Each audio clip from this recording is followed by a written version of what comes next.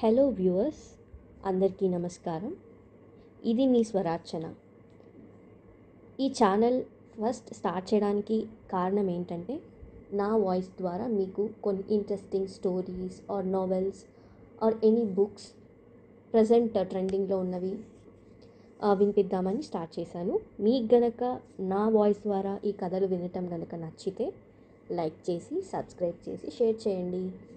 Thank you. So మన first audio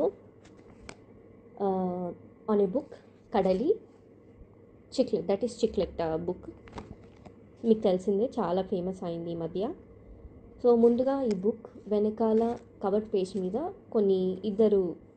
ఒకరు author and ఇంకొకరు వెంకట సిద్ధారెడ్డి, వీళ్ళిద్దరు కొన్ని మాటలు చెప్పారనమాట.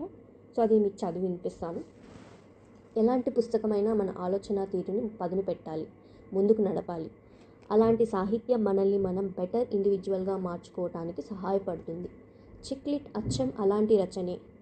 మొదట పేజీలు మొదలుపెట్టినప్పటి నుండి ఆఖరి పేజీ పూర్తయ్యేలోపు మనల్ని మనం వెతికి తట్టి ప్రశ్నించుకుంటాం. మనకి మనమే కొత్తగా దొరుకుతాం. రోజు చూసే సంఘటనలు, చూసి చూడనట్టు వదిలేసిన విషయాలు మన కళ్ళ ముందుకొచ్చి నిల్చుంటాయి. పట్టించుకోలేదేంటని నిలదీస్తాయి. ఇదొక థ్రిల్లర్, ఇదొక లవ్ స్టోరీ, ఇదొక సోషల్ డాక్యుమెంటరీ. ఇది టోటల్గా కాంటెంపరీ నవల. ఆ తరానిది, ఈ తరానిది, తరాల మధ్య వంతెన. ఈ కథ మీది, నాది, మనందరిది అంటూ రాశారు వెంకట సిద్ధారెడ్డి గారు.